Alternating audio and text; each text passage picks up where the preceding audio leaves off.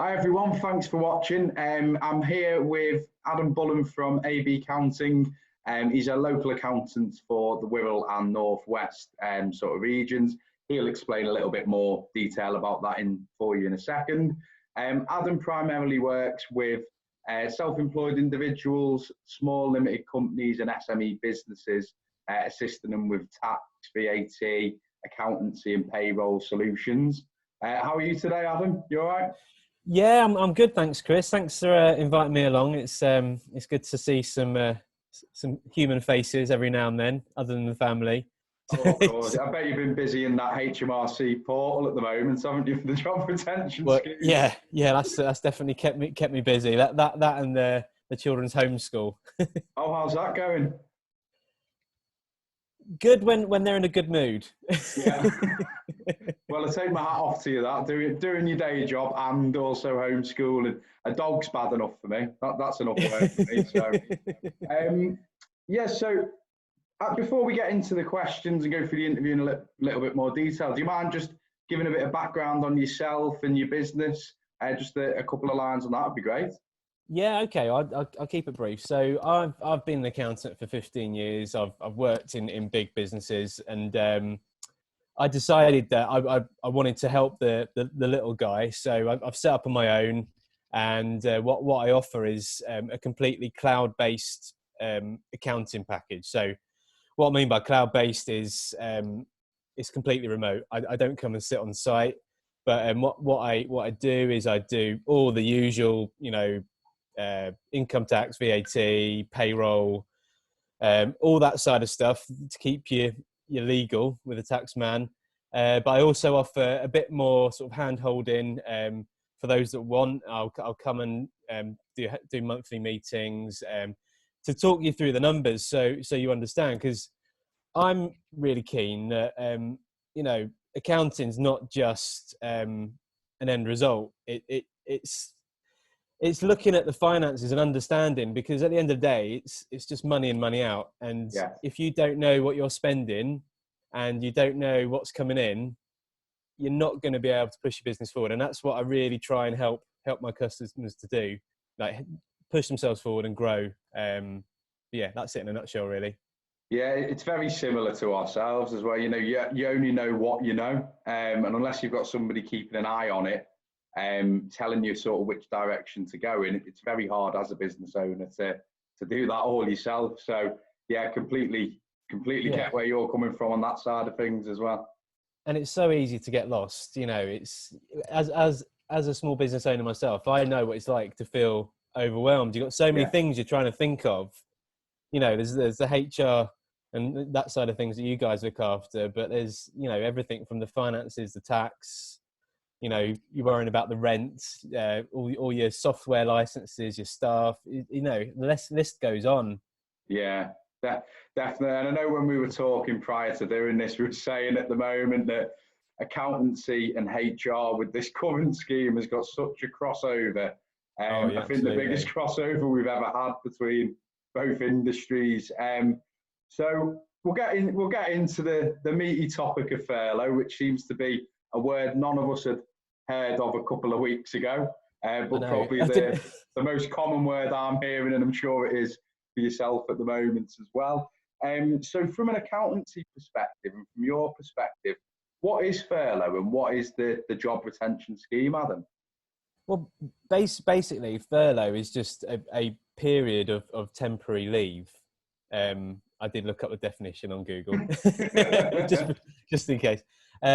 Yeah. So, and how that fits into the job retention scheme is, so the government are trying to encourage employers to not just lay off staff, because they want to come out the other side of this crisis with a workforce still. They don't want millions of people unemployed because of what's gone on. So it's in everyone's best interest for staff to be retained. So what that means is, if you are having to put staff on furlough, a period of temporary leave because of COVID-19, the government will give you 80% of their wages. But it's not just their wages; it's their wages, their national insurance and a 3% contribution towards their pension. Right. And yeah, it just means that you can have those conversations with your staff, or many of you already would have, about, look, we can't pay you the full amount, but you can keep your job and we can pay you 80%. Because in lots of cases, small businesses, they can't afford to pay people if they're not earning an income for the business. It's just not feasible. So this scheme just keeps the ship afloat for most. I mean, some businesses will go under, you know, that's unavoidable, but this scheme will hopefully help the majority, which is what it's intended to do, really. Definitely, and we're seeing the same sort of things from the HR side of the coin as well. It's very much making sure that you're going through the correct processes as a business, so that when it does come to handing over to yourselves as the accountants, you've got the correct information ready to filter through. And it's I completely agree with the sort of way that you've explained it there as well. Now, this is the bit that the HR knowledge is probably on that first chunk of it. This is where it gets more technical now and more accountancy related, I think. So how do businesses go about claiming for it? How much will they get, and what period is the scheme going to cover? Right. So to claim it, there's a portal on the HMRC website. Basically, if you were to type in on your Google search, on your browser, hmrc.gov.uk, it takes you through to the Revenue Customs website, and pretty much at the top of every page on that site, it's got a COVID-19 link. You click on that, go to the section to do with business, and you just follow your way through. I mean, it might be worth me sharing the link with you afterwards, and that'd be really good if you could. We can add this on to the video. So you click on the link and you basically follow the steps. There's in terms of the amount you can claim, like I said before, it's 80% of your staff's wages, up to a maximum of 2,500. Yeah. And that's the gross amount. So you're still having to pay income tax and national insurance, as you usually do. If you are an employee and you've got staff, it's likely that you're registered for PAYE online, and you do your monthly what's it called, RTI submissions. Yeah, they love an acronym in they HMRC. love an acronym at HMRC. I can't even, I think it's real time information. That's it. Yeah. So basically, and that's what they use, and they've got some guidance for how you calculate it, but it's basically an average of what they've earned over the last 12 months.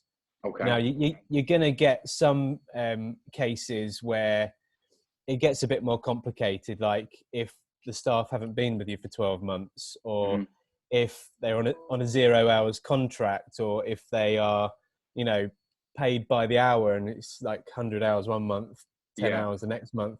So, and that's why it's an average, because, the government can't cater for, oh, well, Joey Bloggs has done this special arrangement where they did this. They've got to try and treat everyone the same to make it easier to implement, because, it must be a nightmare for them. As much as I like to moan about HMRC, I mean, hats off to them. They pulled it out the bag, because it must have been so hard to get a scheme like this out as quickly as they have. But yeah, so that's the basic premise of it. You go on the website, you follow the steps, you put in all the details of your staff. So after you've done the sorry, there's a phone ringing. This is the joys of working from home at the moment. Absolutely. We can't help what happened. No one's got that number either, so it's probably a sales call. So you go on the site, you put in the details of your employees, their national insurance numbers, the amount you claim in, and then you just press go. And it only opened on Monday, so it's Friday now, 5 days on. It's supposed to take 6 days for them to pay. Right. So Okay. I put my first through on Tuesday, so I should find out by Monday whether that was paid or not. Right. But I've got no reason to think that it might not be paid. So we'll see. Have they said anything on that, whether it's working days or just, is it just numbered that? Because I haven't seen anything on that. I'm wondering if you had. I don't remember reading working days. So, No. I mean, I suppose it's not, if it is working days, it might be. Yeah, I just wasn't too 8 sure days on instead. That yeah. But yeah, so it's a fairly quick turnaround, really. Yeah. Which will hopefully, those that are in real difficulties, it will really sort of help them out. Because at this point, they would have paid, like, where are we? Depends if you pay monthly or weekly. If you're on weekly wages, you've paid almost 4 weeks worth of wages. Or if you're monthly, you might be just coming up to the first payment soon. But yeah, so I think that could be a question. What else was it? I think that was a perfect answer. Yeah, I think that pretty much covers every bit of it, to be honest. One thing I have seen that's came out as an update this week as well. This is another crossover between HR and accountancy. Is it regards to holiday pay. So I don't know if you've seen that yet, Adam. It's only just come out. From a HR point of view, you might have seen it. It might affect Yeah, I you. mean, yeah, that's not. I have to admit, that's not one that I'm fully versed up about. Do you want to tell me your take on it? Yeah, so one that's just came out. We literally got the notification about 2 days ago. So I don't think the government's worked out how it's going to work from an accounting perspective just yet. But basically, if somebody's on annual leave during furlough, then they are entitled to 100% pay for that day's annual leave. So they can still claim back the 80% furlough amount, but the additional 20 has got to still be provided by the employer. Right. So that's something that I've just picked up on from a HR point of view. I'm sure it won't be long. I'm sure it won't be long. Learn something new every day. Because I know if as an employer you have enough money to, you are entitled to pay your staff 100% if you want to. Yeah. If you've got enough cash and you want to pay them 100%, just means that you're claiming 80, but you cover the 20 yourself. Yeah. And I do know some employers that are doing that, out of goodwill. Okay. So, it's an option if, you have got the cash and you want to keep your staff sweet, then Lovely. Yeah, you can do that. Real. And then the last one really on furlough, and sort of job retention schemes. I'm going to look at the self-employed, because I know you work with quite a few self-employed individuals as well. So how's that scheme currently affecting the self-employed? This is a question that is not my area of expertise, and I get asked quite a lot. How's it affecting the self-employed market, and what are they actually entitled to as a self-employed? Well, it's kind of, in terms of entitlement, it's fairly similar. So, but it's worked out differently. So, the way the government are working it out is it's 80% of your self-employed profits, and they work it out over the last 3 years. So if you got your 2018-19 tax return in for the 31st of January, then it'll be based on that and the 2 years previous. And basically, you'll get 80% of that amount before income tax and national insurance, because that will still be deductible. Because it's like, in terms of self-employed, the payment will be treated a bit like income. Right. And then out of that income, you then pay your staff. So that's, but the way that it will sort of manifest itself, the claim for that is not available yet. They're going to open that in the middle of May. It'll be available. And then the payment for it will be for everything from the start of the furlough periods, which was sort of mid to late March, up to June, and they'll pay it to you in one lump. So, unfortunately, if you're self-employed and you're really struggling right now, you're going to have to wait another couple of months. It did say early June I checked on HMR website this morning. So, but yeah, it's a hard pill to swallow, that one. There's nothing there for them right now, as it seems. No. Not in terms of that scheme, but there's a whole suite of support out there. I mean, there's all sorts of things that are available. I'll sort of reel off a bit of a list. So there's you can delay your VAT payments. Okay. Any VAT payments due sort of late March to end of June, they're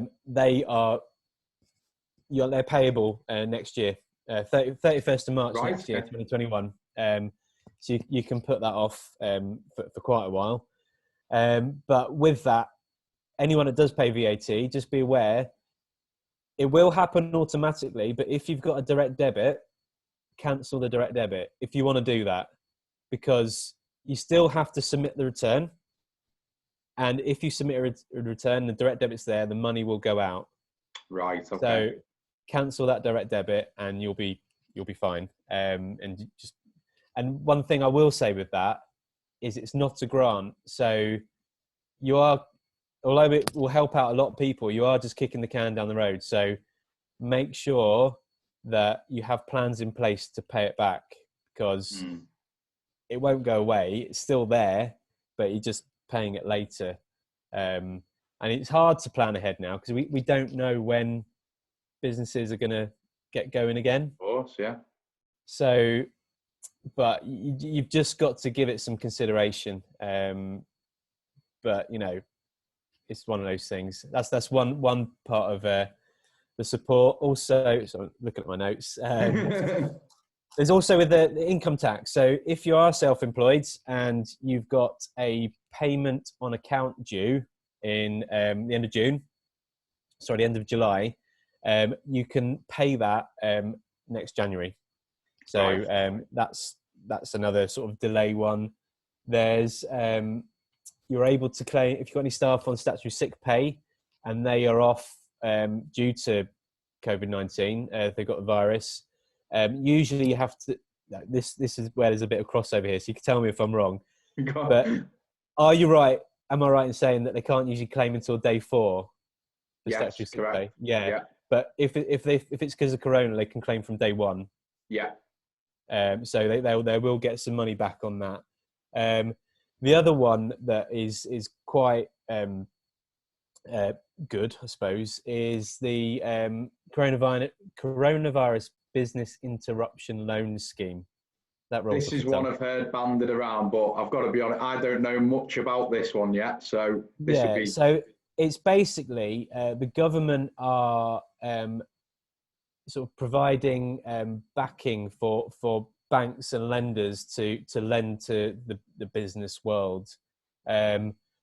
What I would say with that you can find, if you go on HMRC and follow the links through, it's a bit like a rabbit's warren, but you can find the British Business Bank, I think it's called. It takes you to a link of that, and there's a huge list of lenders.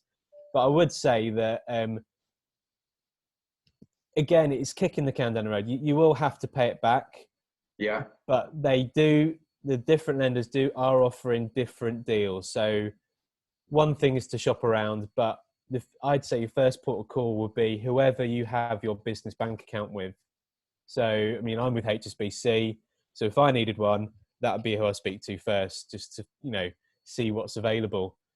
But also, for going back to the self-employed, but also going back to anyone that, having to tighten their belts, one thing to definitely consider is speaking to your mortgage lender and talk to them about a mortgage holiday. Right. Lots and lots of lenders are offering 3 months. 3 months where you pay nothing. What it does mean is when you come back after 3 months, you might be paying, a few quid more, but it's just going to ease the pressure for a lot of people. So I think that's quite a good one to do, really. What else have I got here? I think that's pretty much it. So they're all different. A lot of them, if I'm right in saying, Adam, basically the government are putting in quite a lot of relief schemes where you'll get relief for a certain period of time. which is obviously going to help businesses tie over until they, self-employed tie over until they get that payment, basically. Yeah. I mean, I think your first port of call is the grants, because you don't have to pay them back. So the coronavirus job retention scheme, the 80%, that's, you know, aim yourself at that first. Yeah. Then sort of review your finances and see what else you need. I mean, you can't forget the basics here as well. I mean, in a time like this, it's worth just looking at your bank statement and seeing what you've got going out each month, because there's going to be all sorts of stuff that you're paying for that in this period of time you're not using. You know, all sorts of like software licenses, all kinds of things. You know, you might be getting water bottles delivered each month or something. It's worth just checking and calling up and saying, look, can I cancel, or can I, you know, put it on hold for a few months. Yeah. Sure. And even on a personal level, you know, do it with your business, but also do it with your personal finances, because there's stuff you're probably paying for that you don't need. But I mean, there's obviously stuff you do need, like, you know, broadband and things like that. We definitely need that at the moment, don't we? Absolutely. Netflix. Yeah. But it makes sense, though, because the thing is with suppliers and, you know, personal or business, it's probably the time that they're going to be most open to negotiations of payment holidays or, you know, schemes like that. So, yeah, I think that's a really good. Yeah. I mean, there is, especially with small businesses, there's an element of guilt involved, because as a small business myself, I do where I can try and work with other small businesses, like someone to do my website, blah, blah, blah. And you kind of feel like a bit, you know, we need to look after each other, but you can't look after them if your business goes under. Of course. You know, yeah, great if you can pay their bill for the next few months, but that's no good to them if you're, you know, gone out of business 6 months down the line. You can't pay any more bills then.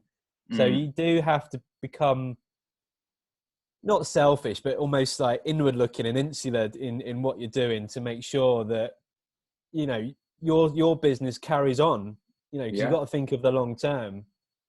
Of course, definitely. I think other questions that I've got here as well, we might have touched on some of these a little bit, but what else should small businesses be considering during this crisis, do you think? We might have touched on bits of it, but from your opinion, anything else that they should be considering? I think it's basically all those things I went over, but there is there's also if you're in the leisure industry, retail or leisure, there's also grants for your business rates, okay. up to £10,000. Right. But there's also all sorts of things. There's things like during this period, the government have put a stop on commercial evictions.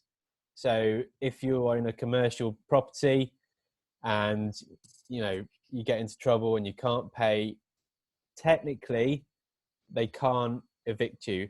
I'm not saying that's definitely bang on, but that's what the government advice is. I'm sure there's loopholes that people will find, but that's what, if you look on the government website, there is loads and loads of things that are possible. Is even a whole list of non-government organisations that are providing support as well. So it's worth just looking on there as your first port of call. If you've exhausted everything else, if you've exhausted the job retention scheme, the 80%, if you've got a business loan, if you've taken a mortgage holiday and you're thinking, I still can't do this, then just have a look what else there is. Yeah. I think that's really, really good advice on that bit, though, because there's bits that I think the supplier one is one that stood out to me there is, well, that's like, when you think about it, that's quite an obvious port of call whenever you're looking at you. But with what's going on. It's easy to forget. It's easy to forget. Yeah, because you think of all the other things with what's going on at the moment. But, that's one where you could literally just look at that and see, right, well, what could we maybe take a payment holiday on, etc. on that. So yeah, exactly. Brilliant. Well, thanks a lot, Adam. If anybody did want to get in touch to, get you to cast your eye over their finances, or is looking for an accountant at the moment, what's the best way of getting in touch with yourself? Well, I'm on LinkedIn most days. I've got a website. They can call me direct. So I can give you all those details afterwards, and you can attach that if you like. But yeah, I'm always happy to speak to business owners. Obviously I understand that times are tough at the moment, but if I help you through this period, there's going to be a time when things are better, and I can help you push your business forwards and out the other side of this. And hopefully if you can make it through this period, then I think this is probably for businesses one of the hardest periods of trading that they're ever going to go through, bigger than any sort of financial crisis that we've had in the past. So, if you can get through this, your business will be bulletproof, and you can go from strength to strength, and who knows where you'll end up. And before you know it, we'll be having cappuccinos in the Otto Lounge again, eh? Absolutely. Oh no, it was Costa last time, actually. Why don't we went Costa last time? Oh yeah. You got to mix it up. You got to mix it up. Yeah, a final note for me, for anybody who is watching, Adam is who I recommend my clients to as an accountant. He's a fantastic accountant, and he's really helped their businesses as well. So, reach out to myself or Adam directly, and I can put you in touch if you would like to have an initial conversation with him. Thanks a lot for your time, Adam. No problem. Yeah, thank you. Take care. Nice one. Cheers. Bye.